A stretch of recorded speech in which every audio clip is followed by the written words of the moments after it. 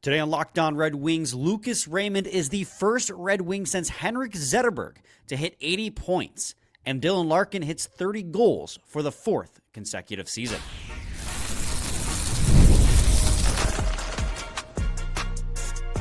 You're Locked On Red Wings, your daily podcast on the Detroit Red Wings, part of the Locked On Podcast Network, your team every day. Welcome back to the Locked On Red Wings podcast. We are your hosts, Brian Fisher and Scotty Bentley. Scotty's the host over at Locked On Tigers, as well as a sports writer for C&G newspapers, while I'm a color commentator for Oakland University ACHA D1 men's hockey. And we got another win to talk about, a 5-2 Red Wings victory over the New Jersey Devils. It was their B team, so we're not going to make too much of a fuss about the win as a whole, considering the Devils' playoff matchup was locked up. The Red Wings are eliminated. Talk more about just the individual fun stuff, right, that we've been focusing on in this as this season comes to a close. Final game tonight by the time you're listening to this in Toronto. So we'll talk about all that in this hockey game, as well as give you a update at the end about MBN and ASP in GRG. So before we get to that, got to thank you guys for making Locked On Red Wings your first listen every single day. We are available on all platforms, including YouTube, part of the Locked On Podcast Network, your team every day. Scotty, Red Wings, of course, as previously stated, win 5-2 in New Jersey, spoiling their season finale, home finale at that. What stood out to you the most? What was your first thought in this hockey game? I mean, it was fine. I didn't have too much of a first thought, to be honest. It was fine. Again, this is this is a win against the Devils' backups.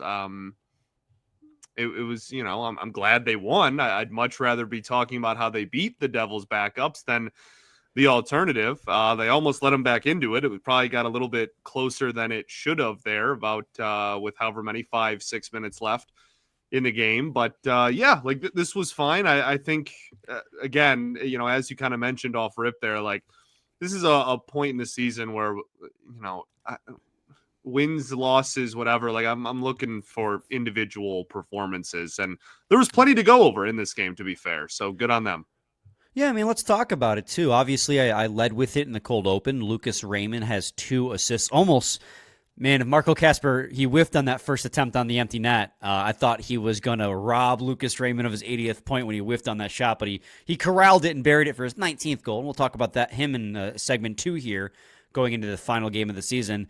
But that goal gave Lucas Raymond the primary assist, giving him 80 points on the season, which just... When you look for things with this hockey team, Scotty, that give you hope, and this may fall on deaf ears for some people because this is something that we've been hammering year in and year out after they get eliminated, right? You look at the young players because each and every year, the young players that we're focusing on and we're talking about are taking another step forward in their development. This is the 3rd straight season in which Lucas Raymond has taken a step forward in his career.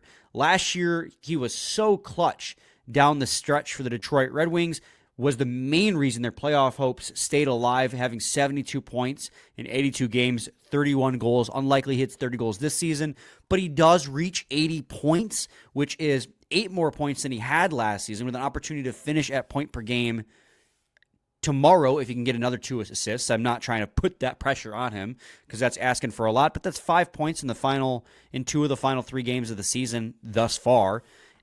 He just continues to be the best player on this hockey team. Between him and Seider, it's kind of a coin flip, honestly, because Seider's role is so different in what's asked for him.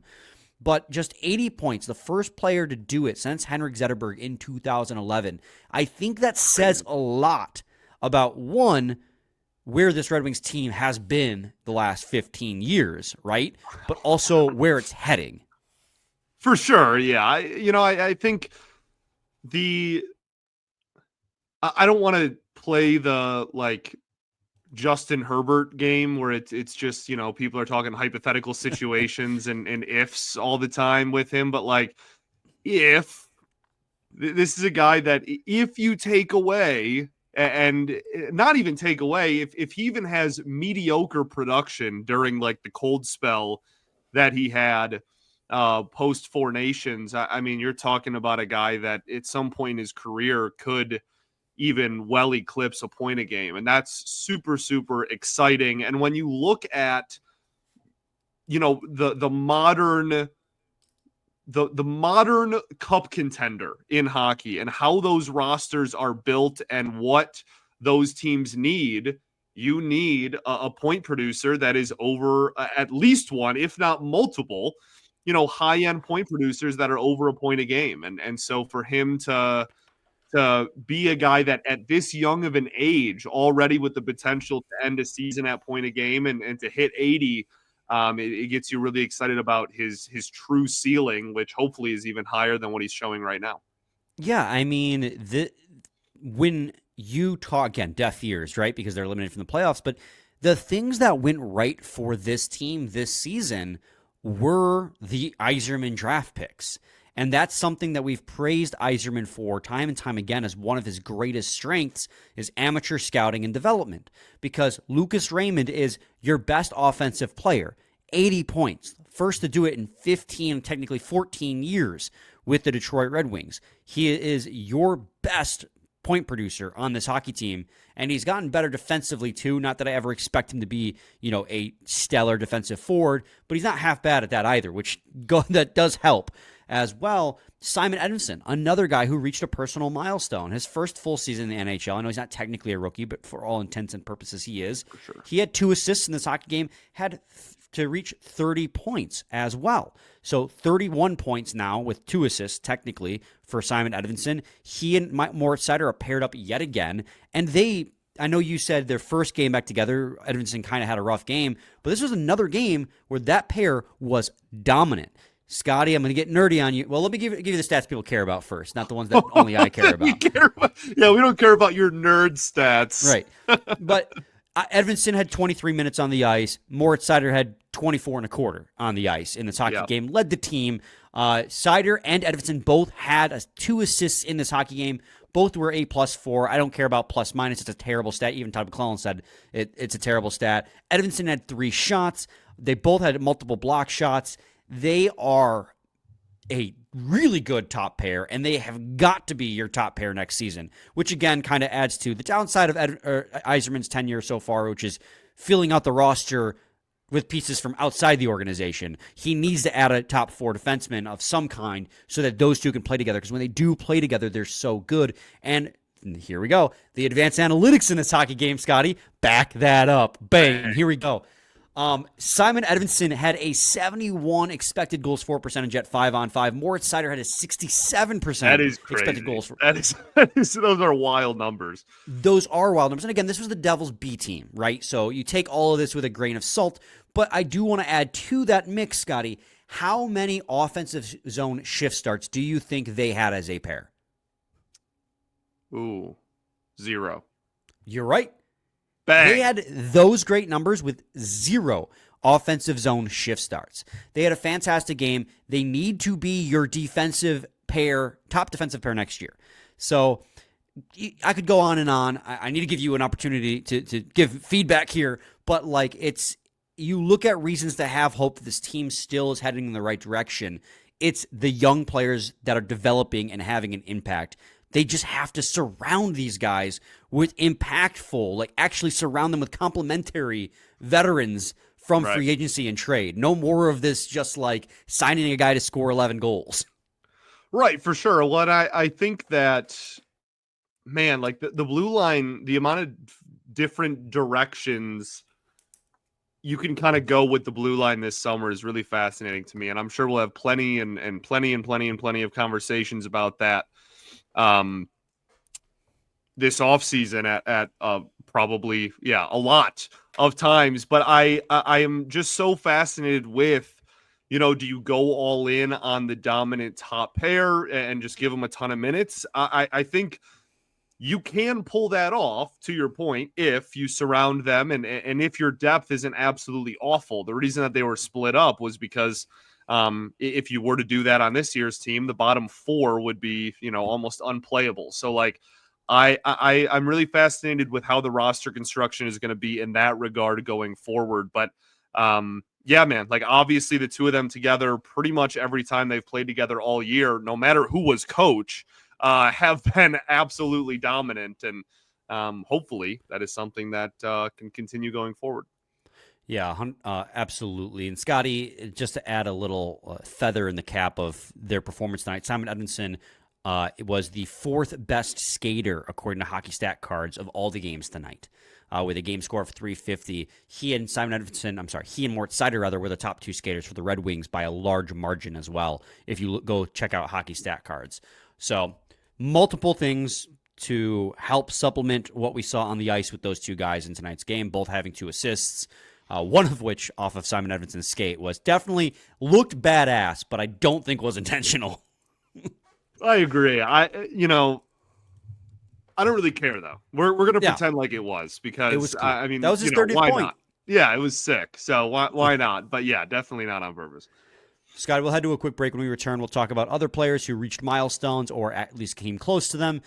Before giving you guys an update on Axel, Sandin-Pellikka, and Michael Brandsegg-Nygard. Stay tuned to segment 2 of Locked On Red Wings.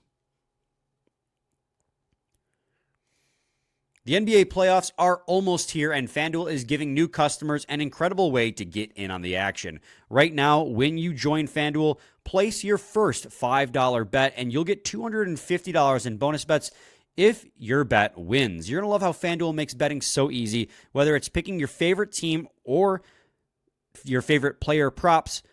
From 3-pointers to steals to assists, FanDuel has so many ways to bet those favorite player props as well. Plus, after the game tips off, you can even combine live prop bets into a same-game parlay. Don't miss out. Head to FanDuel.com and claim your $250 bonus bets today. Segment 2, Locked On Red Wings podcast. Scotty, I think that the next player that kind of deserves mention here, give their individual accolade rose, so to speak, would be Dylan Larkin, who achieved his 4th consecutive 30-goal season.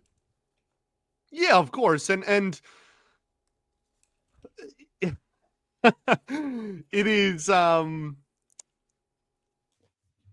we love Larkin, obviously, and the all-aroundness that he brings this lineup, and 30 goals, obviously, for another season is great. And I think the most important thing for Larkin really this year was just staying on the ice. That's been something that's been kind of hit or miss the last few years. So I'm glad that he was able to stay on the ice for almost all of this season. And yeah, man, like I think ultimately, everyone is aware of his talent and how good he is.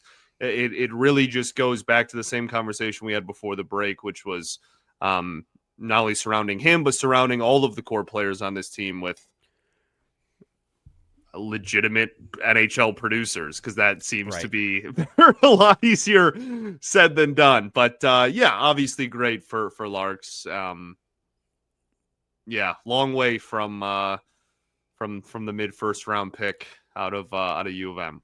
Yeah, that top line needs one more winger. Right now, obviously, you have Kane and DeBrincat and Kasper tearing it up on the second line, but you have a rotation of guys on that top line who are not top line wingers. Berge scored again, and we love that for him, but let's face reality here. He's not a top line scoring winger, so you need to go out and get somebody who can have an impact and bring the play of that entire line up so they all sing the benefits. Obviously, there's a couple big names on the market this year, and Mitch Marner and Brock Besser. And if you're Steve Yzerman, I think you really got to take a hard look at those guys. But we'll talk about that when we officially get to the offseason. We'll have a lot of time to talk about hypotheticals. So, but yeah, I do agree with you, Scotty, that while it's great that Larkin scored his 30th goal for the 4th consecutive season, his point totals are pretty consistent, right? A little bit down this season, obviously just getting to 70 points where you were hoping he'd be closer to 80. Just came short of 82 seasons ago with 79 points. But he gave you 30 goals again. He's going to give you 35 to 45 assists every single year. He was the captain. I think that cold spell, just like with Lucas Raymond after the Four Nations break, really hurt his final numbers on the season. both he and Raymond got to find a way to break through and stay more consistent. But staying on the ice for 82 games, like you said, is the biggest thing. That's was only it the 82? Second time. Was it? Did he play fully? Well, assuming he plays tomorrow. Yeah. It'll be the full 82, and only Yeah. the second time in his career he's played a full 82 game season. Yeah, it's a big deal for sure. And that's gonna matter a bunch for this team going forward. If he can stay on the ice and stay healthy. So thankfully he did this season, knock on wood, that he plays tomorrow or tonight by the time you're listening to this. But yeah, I was happy that Larkin got that 30th goal just so you can say, yeah, you're a 30-goal scorer yet again. Again, it doesn't matter. For sure. It doesn't matter. It's all individual milestones, but I was happy for him regardless. Yeah. The next guy on the list, Marco Kasper got his 19th goal, Scotty. Got his 19th on the empty netter that he almost missed on. Give me 20. Give me 20. Why not? Here's what we need. We need to have a 3-0 win over the Toronto Maple Leafs tomorrow. We're not even going to give them a goal. Mrazek's going to get the shutout. We're going to get two. Hold on. It's Kasper, it's Cat, and or is it 2 Cat? It's 2 Cats. Get him to 40. There we go. There we go. He scored in this one, got the 38. Both he and Larkin's shots for those goals were so beautiful. Cat, and like I know it's trademark or whatever you want to say. I know that this isn't like a new thing I'm teaching people, but like his release is just so unbelievably quick, man. Like that shot is when you really saw it. I mean, puck was literally in the back of the net before goaltender even reacted in any capacity. He's got quick hands, man. Yeah, it was a fantastic shot, and I'm rooting for him to get the 40 because again, the Wings haven't had a 40 goal scorer since 2009 and with Marian Hossa. So it'd be cool milestone to have. Crazy, dude. That's so wild. And then what? Imagine if you were told that in 2009. Imagine if you were told in 2009, coming off of back-to-back cup appearances, hey, you're not going to have a 40-goal scorer for, maybe the next 20 years almost. Right. At least the next 15, unless Cat scores twice in game 82. I'd be like, no way. Like, so I'd probably say at that time it's going to be Johan Franzen. Yeah, but I legitimately, I agree with you. I agree with you, which is in hindsight obviously wild, but like in that moment, I completely agree. I think most people, I don't want to speak for the fan base here, but I think a lot of people were kind of in that boat as well. Yeah, and then after that, I thought for a second it might be Mantha, and that did not pan out anywhere near close to that. That was one of my first ever Locked On Red Wings takes was that Mantha was going to be. I forget exactly what it was. It was something ridiculous, though. It was like 35 or 40 goals. Maybe it was like point a game. It was something egregiously awful. So, yeah, I was certainly big on that wagon for sure. I mean, was it Tatar had 29 goals one year? Nyquist came close as well. Not that he ever got close to, like that high of a milestone, but Anthony Ciu at one point, people thought, we're like, okay, he's not going to play defense at all, but if he can put up a 30-goal season, then they're like, it's worth it. That was always the conversation around AA for sure. 2019, the first year Larkin scored 30 goals was also the year Athanasiou scored 30 goals, and I was right there with you. I was like, he's got silky mitts. He's gonna just score a bunch of goals, and then he got sent down to the AHL this season on the Chicago Blackhawks. Right. Well, he still has like offensive production in his game. He is.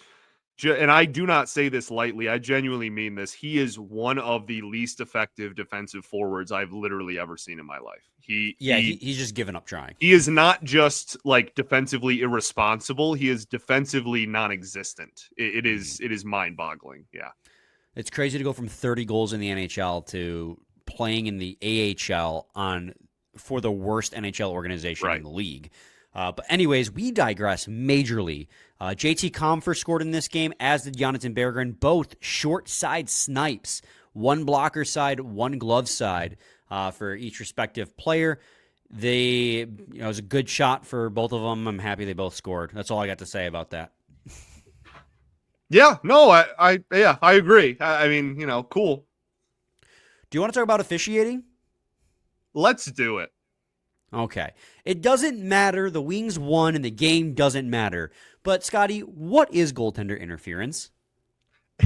It's a great question. It's a great question. It's funny because the Tigers had a crazy balk that was like very obviously a balk for the Brewers that was then called not a balk too. So I feel like I was kind of losing my mind today. And I understand on the replay that JT Compher did make contact with, was it Dawes' glove? Dawes' glove.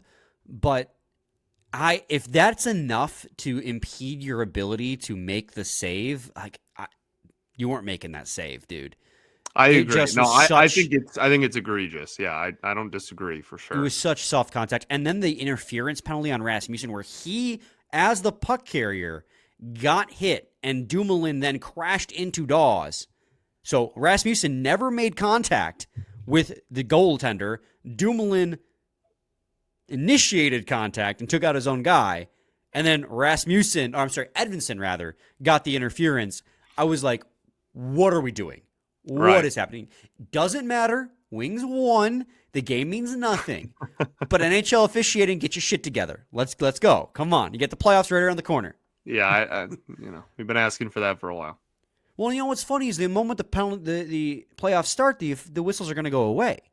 Like, the NHL officiating in the playoffs is non-existent. So, if you're getting warmed up, put the whistles away. What are we doing? Right. Anyways, we got to do another quick break. I'm pretty much done talking about this game. It was fun looking at the milestones, but there's not much else to cover. Yeah. So we can talk about the ASP MBN update on the other side of this break, as well as give you the briefest preview you've probably ever heard. You've had some brief ones for the Toronto Maple Leafs game, so stay tuned.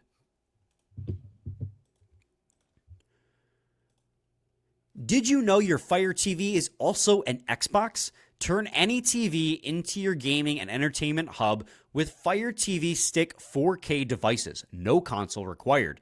Just grab your paired controller, subscribe or sign into Xbox Game Pass Ultimate with EA Play included, and you're ready to play. Dive into hundreds of premium titles from EA Sports, college football, to Call of Duty, Black Ops 6, and Avowed as easily as you stream your favorite shows.